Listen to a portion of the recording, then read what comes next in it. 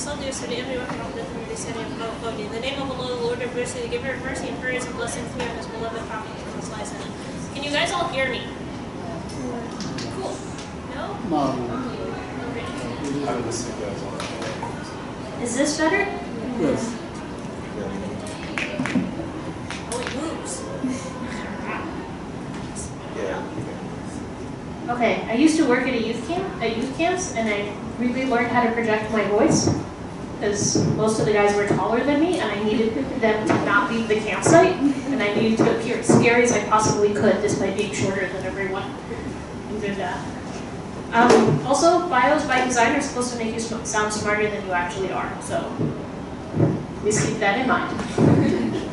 Alhamdulillah. But part of the discussion today was about the journey of the soul, and there are a number of scholars that have actually written on the topic. Probably the most notable among them are Imam al-Ghazali, who has a chapter in the Ihya, which is his compendium of his life, so it's the revival of the Islamic sciences, and really tried to infuse a lot of spirituality into the Islamic sciences at his time, rahimahullah. And then another one was Imam Ibn Qayyim, rahimahullah, who again had written a treatise about, probably his is the most comprehensive, of the journey of the soul since the beginning of time till the end of, since before time till the end of time. Alhamdulillah. There's another person that wrote, so he's an 11th century scholar, Imam al-Haddad, rahimahullah. He was from the area of Hadramaut, which is somewhere, it's in Yemen, closer to, are you from Hadramaut? No, close. Okay, but Yemeni? Yes. Alhamdulillah. Alhamdulillah. So Imam al-Haddad, rahimahullah, was from Yemen, and he was somewhere between, he basically lived in Hadramaut. So he actually, if I can put this down for a second, I pull out his book, 1 second. It's okay.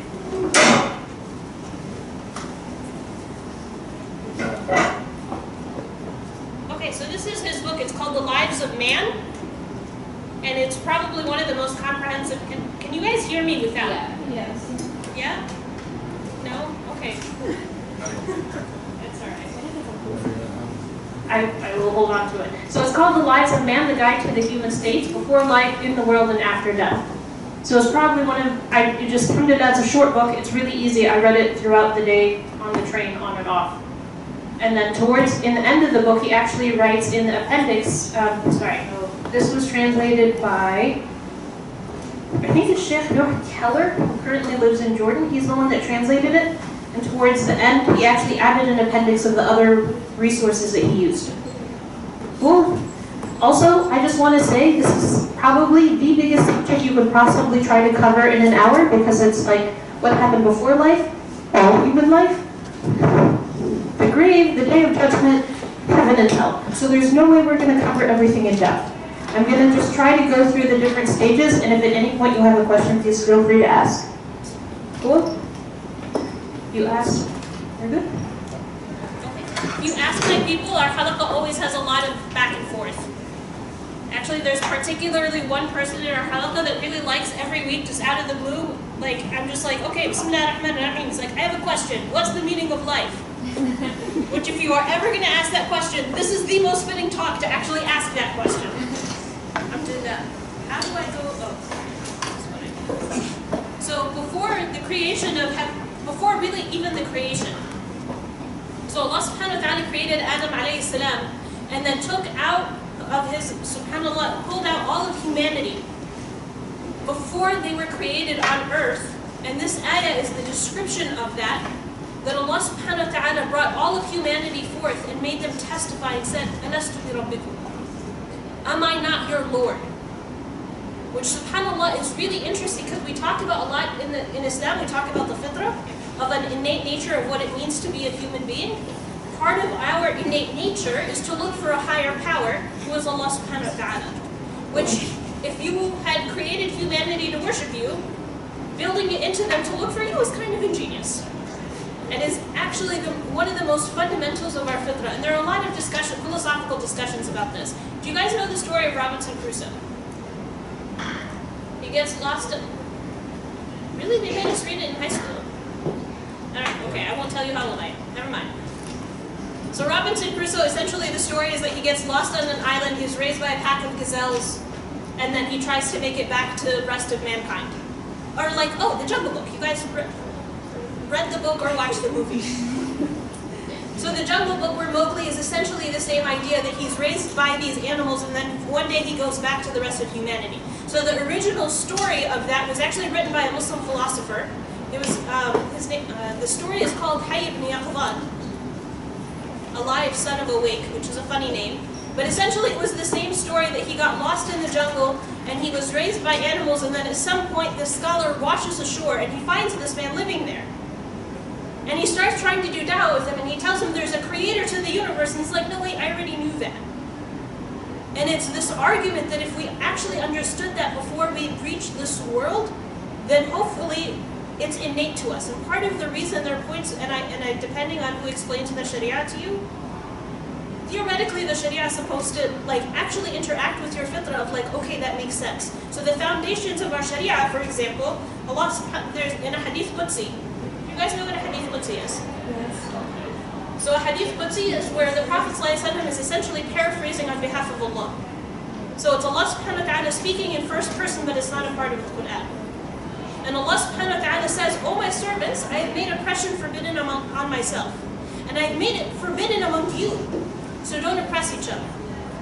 And it's a longer hadith, and the hadith continues, but that is one of the most foundational things in our Sharia. Our fitrah is designed to recognize that. So your fitrah is designed to actually say, no, oppression is wrong. SubhanAllah. And part of that, again, goes back to this creation before the heavens and the earth. Also, do you know that, like, you know when you have like a deja vu where you're just like, wait, I met you before? Wallahu alam, that there are some ahadith saying that essentially that you did meet before.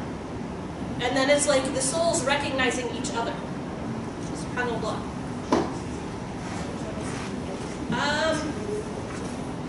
Questions about stage 1?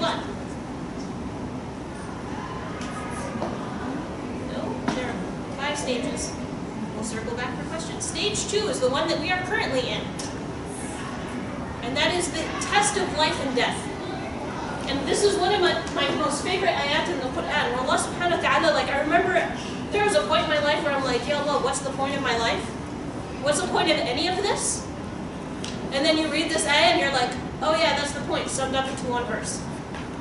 Allah subhanahu wa ta'ala is saying, so the translation, exalted is he who holds all control in his hands, who has power over all things. And then the ayah is essentially saying, who created death and life to test you and reveal which of you does best. He is the mighty, the forgiving. And there's a random C in the middle after life that was not intended to be there. That's a typo. Does that make sense? Your life by design is supposed to be a test. Okay, so then Imam Haddad afterwards he starts going into the different stages. So childhood is, depending on who you ask, but generally it's usually before puberty. And in most pre-modern societies, you were either a child or able to have a child, and those were the 2 modes, and that was it. Now we have this invention called teenagers. That's a modern invention. But essentially the idea of, like, in childhood, that a child is not mukallaf, that is not questioned in front of Allah subhanahu wa ta'ala, is not held accountable. This is something that's interesting. There was actually a psychologist that was essentially saying that your internal thoughts and your internal voice in your head is whatever you heard in the first 7 years of your life. And this is why protecting children is so paramount in general. But subhanAllah, this is also why there's so many points in the Quran where Allah subhanahu wa ta'ala actually talks about your parents, and the position of your parents is because they actually become your internal voice. For better or worse. And the greater example, subhanAllah, it's like, if we know what we know of Allah subhanahu wa ta'ala is that He is Ar-Rahman, the most extreme in mercy. The very first experience most people have in their entire lives of rahmah, of mercy in general, is their parents. And in some way, that's actually how we learn what that means. And then later when you become an adult, you can conceptualize it more. But when you ask a child what is love, a child understands what is love. SubhanAllah. I just thought it was interesting when I heard that, and I'm like, no wonder my mother is yelling at me in my head every time I waste food. Or whatever it is. SubhanAllah. So before birth. And again, if I'm running through this, I apologize, it's because the subject is this big. So if at any point you're like, wait, what just happened? Wait, or whatever. So this is actually in the hadith of the 40 hadith of Imam Nawawi. And I think it's hadith number 4. And that essentially what he's saying, he's talking about the stages in the mother's womb. They're saying for the first 40 days, that essentially what a human being looks like is a drop. And then he becomes alaqa, a clot of blood, for another similar period, meaning another 40 days. Then a mudgha, a morsel of flesh, for another 40 days. And then an angel is sent that blows the soul into the child, or into the fetus until it becomes food. And what's interesting about it is before, well, at least according to the Ahnaf, because that's the school of thought I was trained in. Before then and after then, you actually have different, like if a child is born, if there's a miscarriage that happens after this point, you actually have to have a janazah, because it's considered a human soul. Wallahu a'lam. Which I think is really, really fascinating. And before that, it's not actually considered a human soul until the angel comes and actually breathes life into it. And this is the same breath that Allah subhanahu wa ta'ala breathed into Adam alayhi salam, and we're essentially continuing that line. There are a lot of things that are predetermined at that time, and it says, يكتب بأربع كلمات بكتب رزقه وأجله وعمله وشقي أم سعيد. So the hadith that I had mentioned earlier about Allah subhanahu wa ta'ala saying don't oppress each other, the rest of the hadith, Allah subhanahu wa ta'ala is saying your provision has already been predetermined. There's no point fighting over it. Allah subhanahu wa ta'ala has already predetermined that He's going to give you what you are due, so you fighting with someone doesn't actually make sense.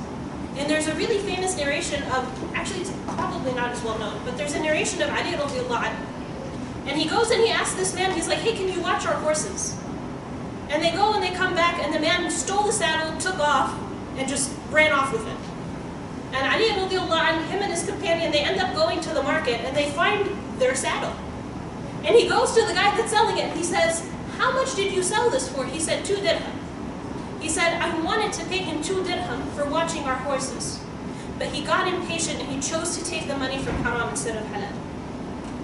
Like essentially his rizq had been predetermined. It is up to us to decide whether we want to go the halal route or the haram route. It's not that you're getting less if you go the halal route. You're getting what you had been predetermined to get anyway. SubhanAllah. And I think it's so beautiful because when you look at that, that's essentially why human beings fight. I want more money. I want your resources. I want more prestige. I want this. I want that. I want something that someone else has. But if I accept that everything that I have is from Allah subhanahu wa ta'ala anyway, then what is the point of fighting with you? SubhanAllah. So that is part of the journey into the womb. And then from there people enter the dunya. SubhanAllah. Question? One question. Before the soul is like blown into the child, is abortion permissible? It's just I wouldn't say permissible, but it's not murder. okay. And even then, in terms of, there's a difference of opinion in terms of the fiqh of it, in terms of the stages, but also depending on clearly the points of like if you're favoring the life of the mother over the life of the fetus. There are a lot of those discussions. It's a little complicated because there are difference of opinion on it, but we don't believe that life begins at conception, which is part of the reason the Catholic Church is fighting with everyone in terms of politics. And it's not, there's almost like, it's interesting because you go like a really traditional route of like we have to be more religious than the Catholics. No, we don't. We just have to follow what our tradition says. Like we don't have to try to outdo the Catholics and be more religious than them. Wallahu a'lam. Actually, there is one opinion that depending on how early on it is, the mother doesn't even have to tell the father. Which I think is really, really fascinating. And even if it's not a majority opinion, the point is that within our tradition, that it's been 1,400 years worth of scholarship. So within the last 1,400 years, different people had lots of different opinions. And part of our issue post-colonialism is that we don't go back to our own tradition. We're trying to like fit in this box that has been predetermined for us. Our tradition is full of stuff. They've had these debates, like they've had all of these debates, subhanAllah. Probably the only one they didn't have yet is surrogacy, because like, that didn't occur to anyone. Although, I don't know, you knowing Imam Shafi'i, he probably at some point was like, so what defines a mother? Because he used to do things like that. SubhanAllah. SubhanAllah. There are the different, does that answer your question? Yeah, it does. Thank you. Other questions? هو الذي خلقكم من تراب ثم من نطفة ثم من علقة.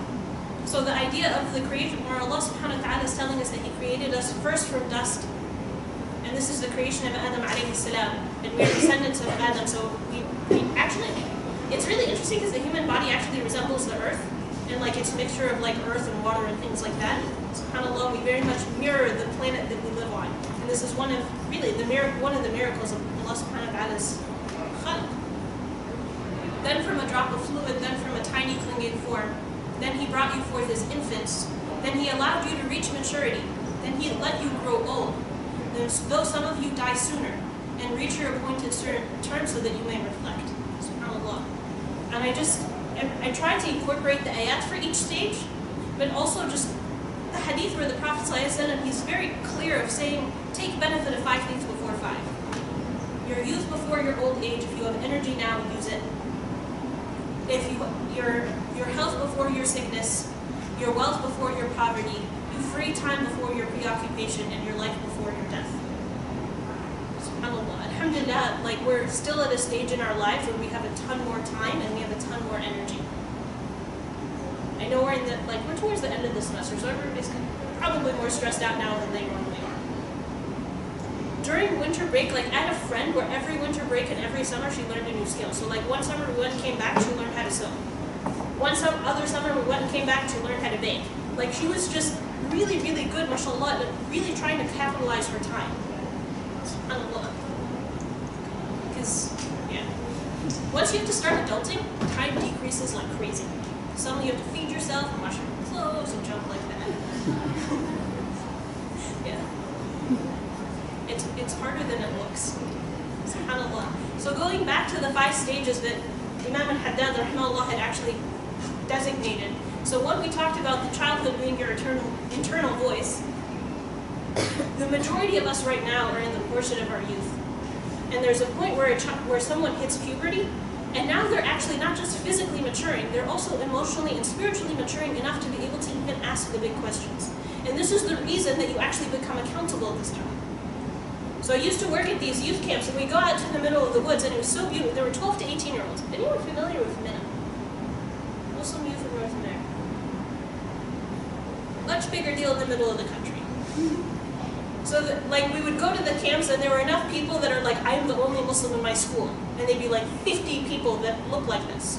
SubhanAllah. So the fact that there's just tons of Muslims in New York and that's normal, that's a blessing. Alhamdulillah. SubhanAllah. But what's so interesting is because between the ages of 12 and 18, now you're asking the big questions. Who is Allah subhanahu wa ta'ala? Why are we here? What is the point of life? What do I want to do with my life? That's actually the point where you're able to ask those questions and try to grasp an answer. And the rest of your life is a journey and a conversation you're having with Allah subhanahu wa ta'ala.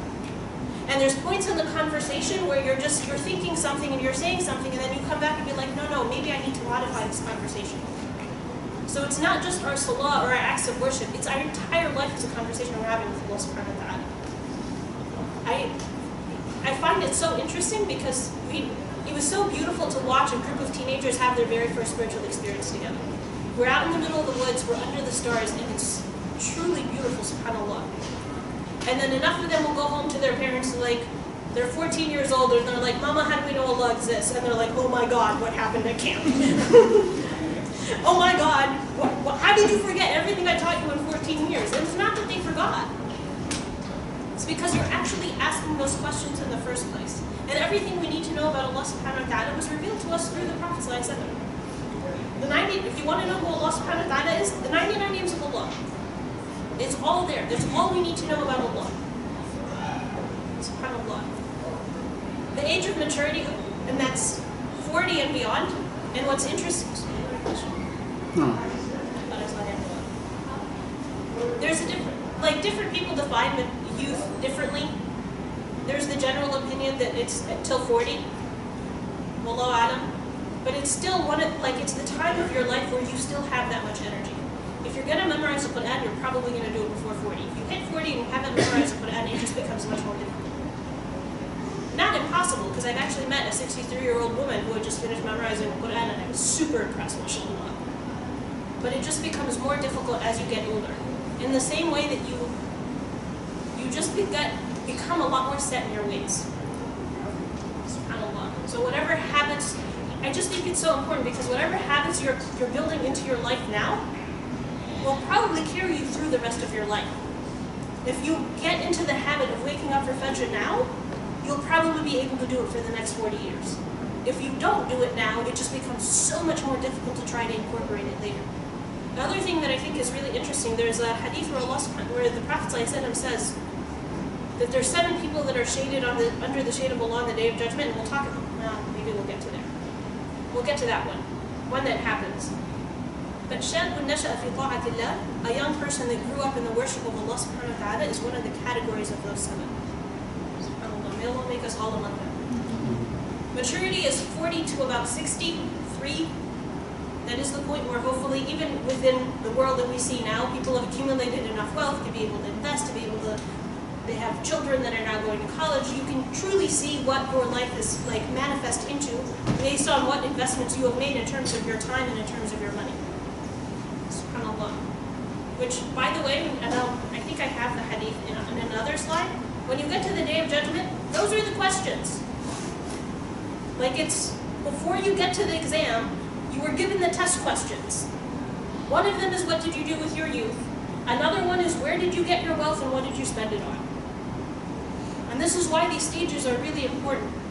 The next one is seniority and wisdom. And it's hard when it's your own parents because of whatever complex relationship you have. Go hang out in a nursing home. People have fascinating stories. Just in terms of our community service in general, but just hanging out with people that are older, you just get so much and you see where the world has been. SubhanAllah. And then, SubhanAllah, may Allah protect us from the last one, is really just getting to a point where your body's just completely failing you. SubhanAllah. Questions about any of this? We just ran through the dunya. Question? I was going to say, next to maturity, building and taking a stand. What does that mean? Is that about becoming firmer in your faith, or? I think it's partially also one is in terms of your investment. So the Prophet ﷺ started receiving revelation when he was 40. And he had reached a point in maturity where he's he himself, when he would go up to the Ghar Hira. Has anyone been to Umrah? MashaAllah. Small plug. We go with NYU every year. It's awesome. You should come. It's January 3rd to 12th this year. And it's on NYU's website. But it's, SubhanAllah, if you can, you really should try to come. But one of the trips that we took is we were able to climb Ghar Hira. And when you climb Ghar Hira, the cave itself only fits a person and a half. So the Prophet ﷺ is in the cave, and what's so interesting about it is he can actually see the Kaaba from the cave. And it's almost like he's sitting above his society, wondering, just watching it. SubhanAllah, he was fated to be one of the leaders of his tribe based on his lineage. And he's looking at his city and looking at all the injustice that's happening there and just watching it. And SubhanAllah, it's in those moments of reflection and worship that Sallallahu Alaihi Wasallam actually begins receiving the revelation. Because he had gotten to the point where he is actually able to receive it. This isn't to say that young people aren't smart. It's just that what you know of yourself by the time you are 40 is very different from what you know of yourself when you're in your 20s. I feel like I spent most of my 20s trying to figure out who I am, and then I finally hit 30 and I'm like, I don't care what other people think anymore. I just want to do this. And that's just what I'm going to do. Alhamdulillah. And it felt like such a weight had lifted. You know when you see old people and they just don't care about your feelings and they're like, this is what's wrong. That might be a more extreme version. But it's essentially the idea of look, I need to do this. And I'm just going to do what I need to do. And Alhamdulillah, 40 is that age of okay, I have enough experience under my belt, but I still have the energy to keep going. SubhanAllah. And that's kind of why I'm saying, like, that's the point where you take a stand. SubhanAllah. I think good question. So I had a question. Coming back to what the sister spoke about abortion. So will you tell me that before the soul is inside like inside like a woman womb, can she have abortion? See, but this is again what I'm saying. There's a difference between saying it's haram and she can't and actually calling it murder. Okay. There are two different categories of sin. Okay. Having said that, if her life is threatened based on, like, for medical reasons or whatever, then it doesn't count. Then you still favor the life of the mother over the life of the child. Okay. Okay. And yeah, to be clear, it's not something to take lightly. Saying it's not murder is not, sure, I'm not a murderer. Like, none of us should walk in here and be like, I'm not a murderer, good for me. You're in the mafia, and you're not a murderer, good job. But for the rest of us, not being a murderer is not like, yay. You're not supposed to, none of us are supposed to be murderers, but also we shouldn't do haram. Well, sorry, I'm going to go off on a small tangent. There's two ayat in the Quran where Allah subhanahu wa ta'ala says, وَلَا تَقْتُلُوا أَوْلَادَكُم مِّنْ إِمْلَاقٍ, and another ayah that says, وَلَا تَقْتُلُوا أَوْلَادَكُمْ خَشْيَةَ إِمْلَاقٍ, that do not kill your children out of poverty or out of fear of poverty. So one of the things that are clearly haram, you're not allowed to have an abortion to say, I don't have money for this right now. That part of our belief in Allah subhanahu wa ta'ala is that He provides for every soul on earth. So with the birth of that child, there is sustenance that Allah subhanahu wa ta'ala is providing, and that one's clear cut because there's an ayah that is saying you cannot have an abortion or kill your child after they're born out of fear of poverty. Which is insane that anyone after their child was born had ever done that in the first place. Other questions? I know we just like ran through the domain. Which is actually good. Our lives are very short. I didn't get a chance to put this up, but like every time you see a picture of someone after they've passed away, or even like a grave, they'll always write the birth year and a dash and the death year. Your entire life is that little dash. And when you look at like walking across the Sirat on the Day of Judgment, that path on the Sirat, that could take 60 years for you to cross. Which really just puts everything into perspective, and that's the reason that Imam al-Haddad rahimahullah talks about, like, we have to talk about these different stages as human beings just to see how short our lives are. And once you realize that and you put that into perspective, it's just like, I don't have time to fight over stupid things anymore. I have places to go. I'm trying to get to Jannah. I'm not focused on noise. SubhanAllah, may Allah keep us all focused on our goal of getting to Jannah.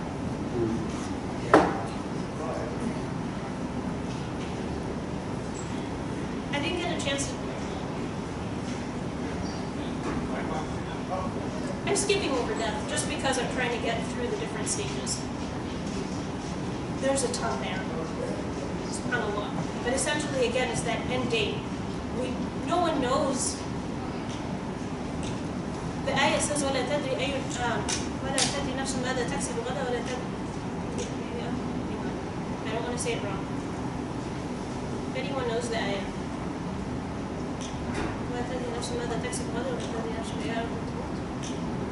Okay, don't quote me on the ayah, but essentially it's saying that a soul does not know what's going to happen to it the next day, and it doesn't know what land it's going to die in. No one knows their death date. And subhanAllah, it's interesting when you see someone that has like a terminal illness where doctors are like, here, you have 3 months or whatever it is. One, it's a blessing to actually know, okay, I have about this range. But even when the doctors say that, it's still completely within the hands of Allah subhanahu wa ta'ala that it can come the next day or not come at all. No, every soul dies. But like not come for like, people have been told that and lived 5-10 years. Wallahu a'lam. For like whole lives, subhanAllah. I just think it's important to talk about because we always think of death as something that happens to old people. It's not true. It's something that happens to people at every stage in their lives. SubhanAllah. For younger people, I think the highest rates of death are accidents or suicide. and He'll protect us from. This ayah is terrifying, and this is actually the point where it actually mentions, specifically uses the word barzakh. So barzakh is this like time between, during this world till the day of judgment. And this ayah says when death comes to one of them, and this is actually describing the disbelievers. And it's saying, he cries, my Lord, let me return. So as to make amends for the things I neglected. Never. This will not go beyond his words. A barrier stands behind such people until the very day they are resurrected. On that day, when the trumpet is blown, the ties between them will be as nothing, and they will not ask about each other. I just think it's really, really interesting. This ayah saying that someone's literally facing death and saying, give me more time. And when they're giving more time, they're like, well, now I got time. I can do that later. And this is why the ayah is saying, no, they're just words. And this is the thing, like, part of our issue as believers is that we have this like idea of procrastination, that we're just like, later I'll do this. So there was a point where the Prophet ﷺ was sitting with the Sahaba and he drew a box. And then he drew a line coming out of the box. He said the box is essentially the age of a human being. It's predetermined. And the line that's going outside of the box is that human being's hopes. If I had 5 more years, I'd achieve this. If I had this much more time, I'd achieve this. So, subhanAllah, the lesson of that is make your intentions aim for the sky. Like, Ya Allah, I'm walking around Muslim, and all these people are just going to be inspired, and they're going to become Muslim, and I'm going to go to Jannah, and there'll be 100 people that just became Muslim because I walked down the street. And you. And I'm doing this because I'm following the sunnah of the Prophet ﷺ, and as I'm following the sunnah, this will just work. Why not? Aim high. And that's like whatever you're learning in college or whatever it is. Like, yeah, don't aim to be like, okay, I just want a job. No, aim to be the best at what you're doing. Aim to be the person that actually changes the ethics of the field. Aim to be the person that is like, we are the Muslims that are holding this ground and saying we need to do this better. SubhanAllah. There's the other thing that I think is interesting. Okay, so there's actually a hadith about the grave, and there are a number of hadith about the grave. So this one says, when one passes away, his or her place in life, in the afterlife, in the morning, will be shown to them in the morning and in the evening. There's a part that's missing. If he or she is from the people of heaven, then they will see their place in heaven. And if he or she is from the people of hell, then they will see their place in hell. May Allah protect us from being the people of hell. And it is said, this is your place on the day of resurrection. There's other ahadith where the Prophet ﷺ says that essentially your grave is either a garden of Jannah or it's a pit of hell. May Allah protect us. So is it in a sense, since you were basing, heaven or hell based on your deeds when you die in the grave, is that essentially a verdict on where you'll be going for sure after the day of, once they do the judgment? Because I know after, the day of judgment is kind of like a little bit more complex because, there are people you harmed who have to come forward and say, like, we forgive you and your sins are taken if you were backbiting, etc. So is that a prediction of the verdict? I'm trying to think because I remember a hadith where the Prophet ﷺ talked about believers that were being punished in the grave. Allah. So I don't know if it's an exact verdict, but it is again essentially part of what happens. I actually missed a huge part. When a person, and I can't remember where the story comes from, that essentially there's 3 groups that take a person to their grave. Their wealth, their family, and their deeds. Oh yeah. Their wealth and their family leave, and the only thing you have left is your deeds. Yes. And if you are living, subhanAllah, may Allah give us all a good end. That essentially how you live your life is what your end will look like. And when some person gets to the grave, the Munkar and Nakir, there are 2 angels, and the Prophet ﷺ actually names them in a hadith, that they would sit a person up and they would ask him 3 questions. And the 3 questions: who is your Lord? What is your religion? And who is the man that was sent to you? Or who is the prophet that was sent to you? And the people of other prophets would answer their prophets, and our answer is the Prophet ﷺ. And if we lived our lives accordingly, then those questions should come easy. SubhanAllah. There are two ayat in the Quran. One of them where Allah subhanahu wa ta'ala is saying, وَلَا تَحْسَبَنَّ الَّذِينَ قُتِلُوا فِي سَبِيلِ اللَّهِ أَمْوَاتٌ. Do not think the people that were martyred in the path of Allah are actually dead. But أَحْيَاءٌ عِنْدَ رَبِّهِمْ يَرْزَقُونَ. In fact, they are alive and they're still being provided for by Allah subhanahu wa ta'ala. And I think a really interesting example of this is Malcolm X, or Malcolm Shabazz, rahimahullah. Even in death, his statement is so loud.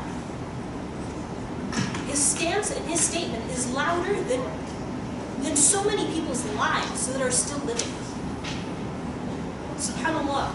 And that's one of the traits of who a martyr is. Whether we know their name or not, but essentially their effect and the statement and what they brought to the world is still being put into evidence. And is still there for people to see. We're in New York in 2018. We would not be here had it not for the Prophet ﷺ, for the Sahaba, and for generations of people for the last 1400 years sacrificing to make sure that we know about Allah subhanahu wa ta'ala. Make sure we get the message of the Prophet ﷺ intact. The opposite example of that is Pharaoh. And Allah subhanahu wa ta'ala says in the Quran that he will be that they're exposed to the fire in the morning and in the evening, and then on the day of judgment, that he will lead his people into the fire. SubhanAllah, may Allah protect us. Because in the same way that in Islam we talk about someone being an example of good, you can also be an example of that.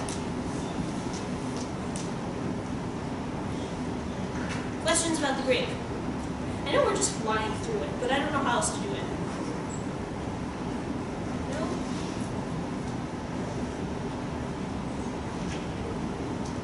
Sorry. These ayat are Surah Yasin. Surah Yasin is a really beautiful surah that if you actually are able to memorize the surah, Surah Yasin is beautiful. It says, وَنُفِخَ فِي الصُّورِ فَإِذَا هُمْ مِنَ الْأَجْدَاثِ إِلَىٰ رَبِّهِمْ يَنْسِلُونَ. The trumpet will be sounded, and lo and behold, they will rush out of their graves to their Lord. They will say, قَالُوا يَا وَيْلَنَا مَنْ بَعَثَنَا مِنْ مَرْقَدِنَا. Who has resurrected us from our resting place? هَذَا مَا وَعَدَ الرَّحْمَنُ وَصَدَقَ الْمُرْسَلُونَ. This is what Allah subhanahu wa ta'ala, ar-Rahman, the most merciful, has promised, and the prophets have actually given us the warning. And there's a difference of opinion whether it was the people coming out of the graves affirming it, or whether it was the angels responding to them when they asked. Allahu a'lam. إِنْ كَانَتْ إِلَّا صَيْحَةً وَاحِدَةً فَإِذَا هُمْ جَمِيعٌ لَدَيْنَا مُحْضَرُونَ. After all of humanity comes out of its graves and they all start to gather in the place of Mahshar. And this is before the beginning of the Day of Judgment. And all of creation will come back. فَالْيَوْمَ لَا تُظْلَمُ نَفْسٌ شَيْئًا وَلَا تُجْزَوْنَ إِلَّا مَا كُنْتُمْ تَعْمَلُونَ. And this is probably the most profound ayah.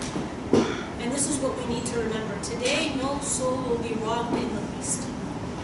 You will only be repaid for your deeds. When someone goes into court, will people know that I'm innocent? But standing in the court of Allah subhanahu wa ta'ala, you have nothing to fear besides your deeds.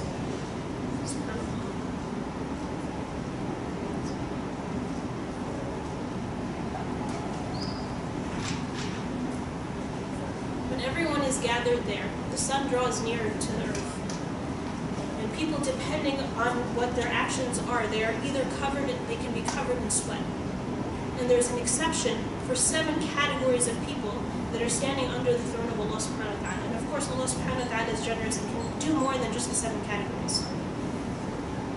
And the one category we mentioned is شاب نشأ في طاعة الله.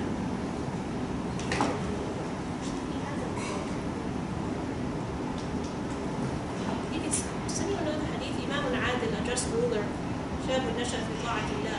رجل قلبه معلق بالمسألة. A young person who grew up in the... I think there's like an old man who like stifles his desires or something like that. رجل قلبه معلق بالمساجد. A person whose heart is connected to the places of worship. رجل دعته امرأة ذات منصب وجمال. Yeah, so a person that was seduced by a person of great beauty. And part of the reason I'm leaving it genderless is because this can actually happen whether you're a male or a female. But it was like the idea of the seduction came from someone that is of a great beauty and great position. Because power in itself is also seductive. So to find a human being that has both, being seduced by them and still being able to say no. Another one is a person that gives sadaqah and does it so secretively that the left hand doesn't know what the right hand gave. And this is metaphoric. It's not that my hands don't actually know. But like you can see people when they're giving sadaqah, they're just like, look at me, put it in the box. Versus someone that is very quiet about what they're doing. Because essentially, and what's so beautiful about all of this, is that there's a level of sincerity in that discussion. For each of those categories, it's someone that is doing it because they want Allah subhanahu wa ta'ala to see it and no one else. I think the end of the hadith is a person that mentioned Allah subhanahu wa ta'ala all alone and their eyes filled up with tears. SubhanAllah, because this idea of sincerity in front of Allah subhanahu wa ta'ala. Oh, I forgot my favorite one. Two people that love each other for the sake of Allah, they come together on it and they separate on it. This is literally my get into Jannah plan. I want to find all the best people I can, become friends with them, so hopefully if they get to Jannah and they get upgraded, I'm like, hey, my name's Amina, I was her friend. Is Ameen. Inshallah. Ameen. And that's part of really the beauty of having good company. Because again, if you're trying to hang out with someone just because they remind you of Allah subhanahu wa ta'ala, that's saying something. That's an indication of your love for Allah subhanahu wa ta'ala. And a lot of the times we talk about like, I don't know, we live in a society that divides us up into boxes. Which ethnicity box do you check? Which religion box do you check? Which age group box do you check? Which boxes do you check?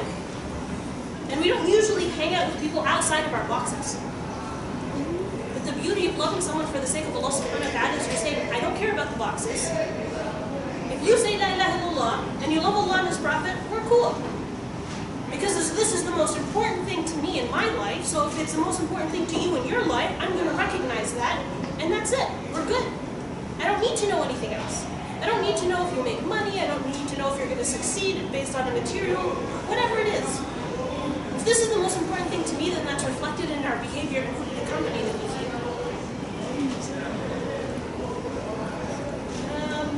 How much time do I have left?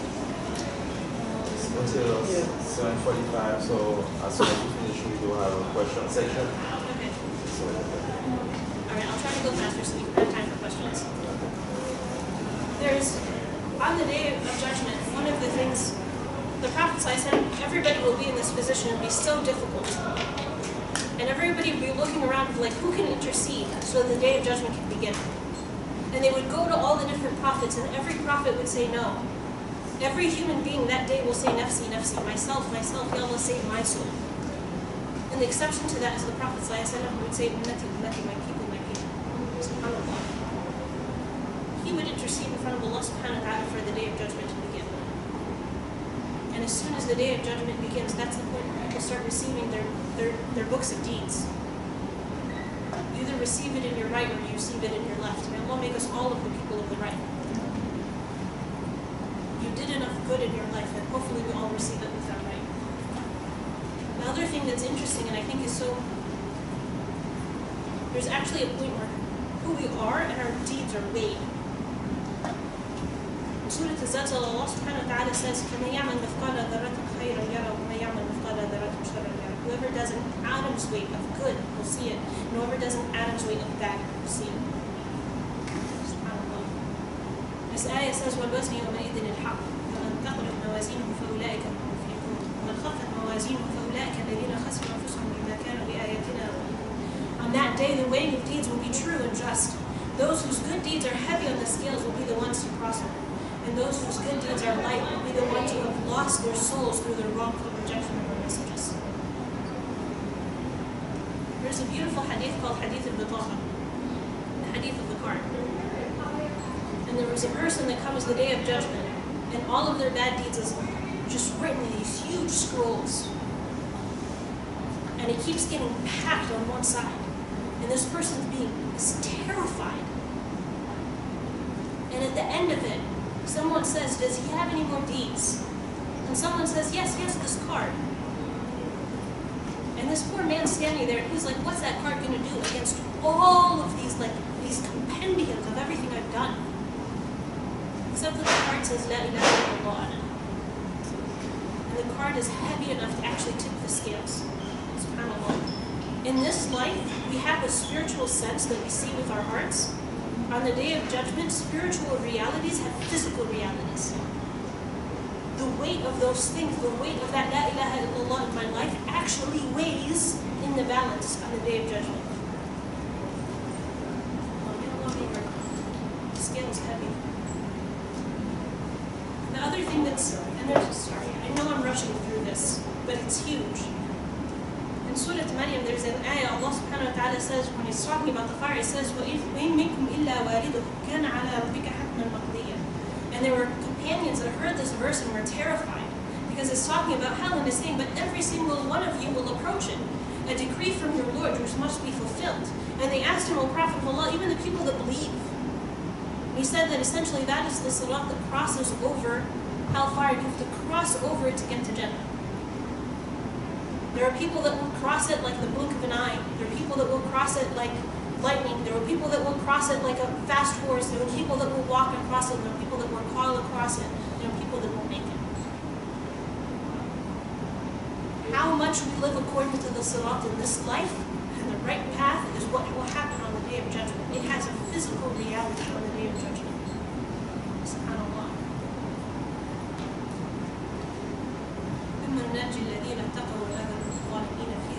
Which will save the devout and leave the evildoers there on peace.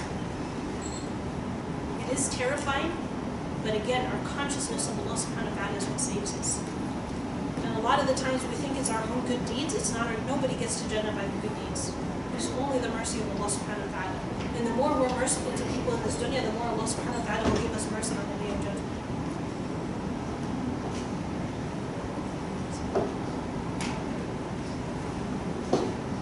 Part is the everlasting life. Before we get to stage 5.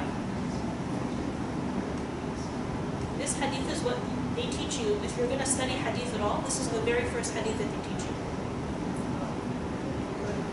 Ar-Rahimuna yarhamuhum ar-Rahman. The people of mercy, the most merciful will have mercy on them. Yarhamu man fil ard yarhamukum man fis sama. Have mercy to people on earth, and the ones in the heavens will have mercy on them. We keep thinking our spiritual process is hard. It's not. Yes, we have acts of worship, but it's not a checklist. It's not like, check, Jannah please. That's not how it works. That's not how any of it works. It's purely the mercy of Allah subhanahu wa ta'ala. There's a famous narration of a prostitute who gave a dog water, but had enough compassion in her heart that Allah subhanahu wa ta'ala gave her Jannah. And the reason that's so significant is every religious group in the world would look down at the prostitute and be like, if anyone's not making it to Jannah, it's her. With some kind of arrogance. We have no right to look at anyone and say, so-and-so is going to Jannah or not going to Jannah. Actually, one of the most terrifying things I've ever heard, there's a hadith where the Prophet ﷺ says, if you damn someone to hell, one of you is going. You just cut your chances of going to Jannah in half. For no reason. It's a spiritual malice to be obsessed with other people's spirituality. I'm just trying to make it to Jannah. I have my people where we check in with each other, we're mirrors for each other, we try to help each other, but even when I see someone slip and fall, I don't judge them. And this might be an extreme example, but I had one of my teachers, there was this man that was coming to the masjid regularly. And this man would commit zina, he would fornicate. And my teacher would meet with him, he was kind to him, and he's trying to do, really trying to help this guy out. And then he's saying one day, I just looked at him like, what is this disgusting human being? How could he be doing this? He's on his way home, and he sees this beautiful woman, and he's like, before I can even look away, you're supposed to lower your gaze. He's like, I didn't even get a chance to lower my gaze. And this woman walks up to him, and she's like, I really like you. Here's my number. And he's like, I didn't get a chance to look away, and he's like, I'm so freaked out. And all of a sudden I realize, I'm like, no, I'm married. She's like, I don't mind. Lady, go away. And he's like, I mind. My wife minds. Right? And she writes her number and she says, in case you change your mind. And then walks away. Like, subhanAllah, it's such an intense moment where he's sitting there, he's like, this is because I judged that man. If that is his test, that's his test. And it's not saying that no one is saying it's okay. But we don't ever look at a human being and say, that's it, you're done for. This sin is too big. There's no sin that is bigger than Allah subhanahu wa ta'ala's mercy.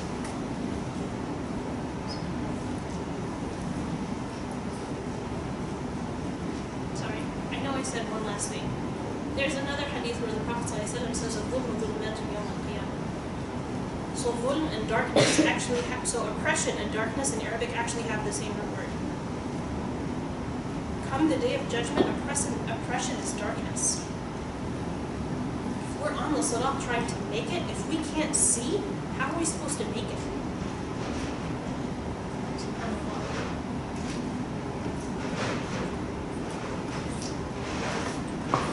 Past that point where everyone is judged and it's a determination of heaven and hell, this ayah says, وَلَا مَنْ كَسَبَ سَيِّئَةً وَأَحَاطَ بِهِ خَطِيئَتُهُ فَأُولَٰئِكَ أَصْحَابُ النَّارِ هُمْ فِيهَا خَالِدُونَ.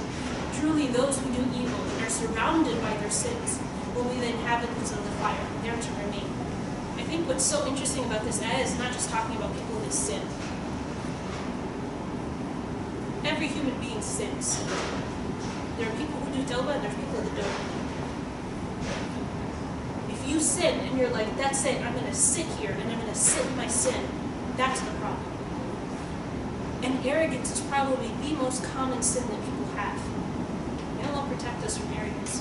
The next ayah says, وَالَّذِينَ آمَنُوا وَعَمِلُوا الصَّالِحَاتِ أُولَٰئِكَ أَصْحَابُ الْجَنَّةِ هُمْ فِيهَا خَالِدُونَ. While those who believe and do good deeds will be the inhabitants of the garden, there to remain. May Allah make us among them. There's a slight difference of opinion. There is an opinion that Jannah is everlasting and that hell is not.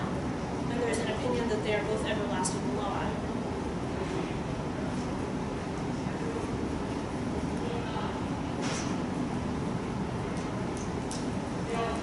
Before the believers enter Jannah, once you cross the Sirat, there's actually a lake that flows from the Kawthar, where the Prophet ﷺ is standing there giving water to everyone that walks, for all of the believers. There are more cups on this lake than there are stars in the sky. And anyone that drinks it is bound to Jannah, and they will never be thirsty again. There's another terrifying hadith where the Prophet ﷺ is seeing people coming, and he's trying to give them water, and the angels come take them away. And the Prophet ﷺ is saying, my people, my people. And Allah subhanahu wa ta'ala tells him, you don't know what they did after you. And they are taken away by the angels. Allah keep us firm on the sunnah of the Prophet ﷺ. That really is our saving grace. I have 2 more slides. And again, I know this is terrifying. The reason I started with hell first is so that we can get to Jannah and end on Jannah.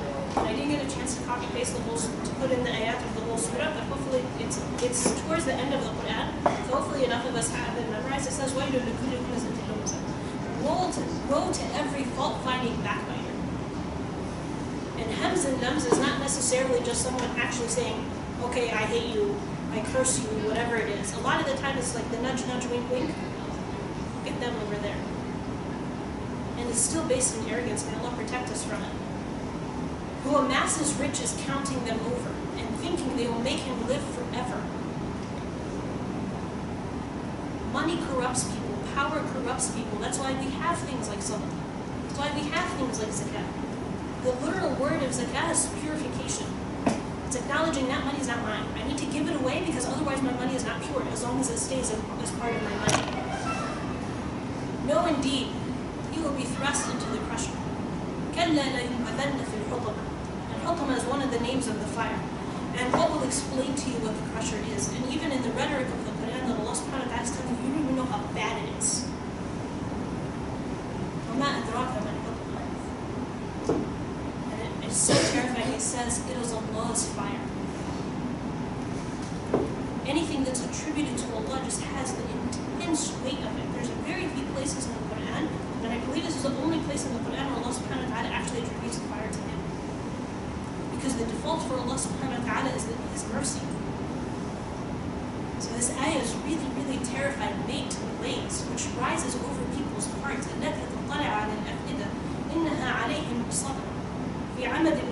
It closes in on them in towering columns. May Allah protect us.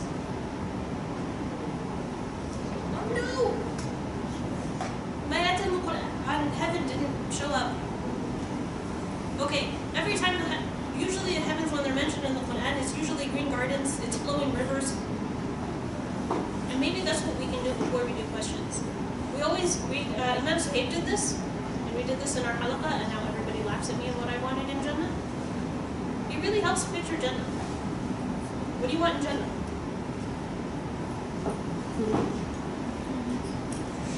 See my family members. See my family members out? Like my mom, my mom. What? That one's cool. Your parents should hear that, and they should get a gold star for that.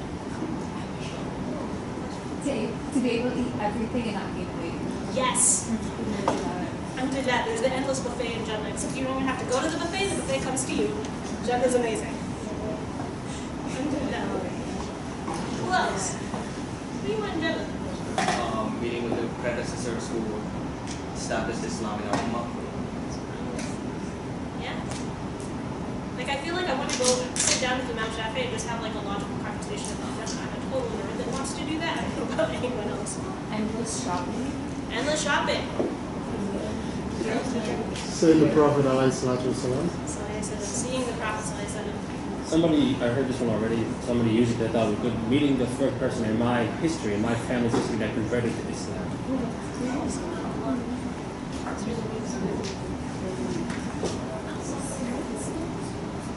The other fun thing about meeting your parents, you're same age as your parents in Jannah. I really want to see my mom when she was younger. I actually want to know what she was like. Well, she'll be cooler, even cooler than you can imagine in Jannah. Yes. Inshallah. Do a quick closing dua. Subhanakallah wa bihamdika nashhadu an la ilaha illa anta astaghfiruka wa atubu ilayk. Bismillahir rahmanir rahim. Wal 'asri innal insana lafi khusr illa alladhina amanu wa 'amilu s-salihat wa tawassaw bil haqqi wa tawassaw bis sabr. By the token of time, surely mankind is in a state of loss, except for those who believe and do good works, counsel each other the truth, and counsel each other the patience. Ya Allah, grant us your love, the love of those that you love, and the love of every action that brings us closer to your love. Ya Allah, join us with the Prophet ﷺ in Jannah. Ya Allah, allow us to see your blessed face on the day of judgment. Ya Allah, don't let us be of those who are punished on the day of judgment. Ya Allah, let it be a happy day for all of us. Allahumma salli ala Muhammad wa ala alihi wa sahbihi wa sallam, and prayers and blessings be on us.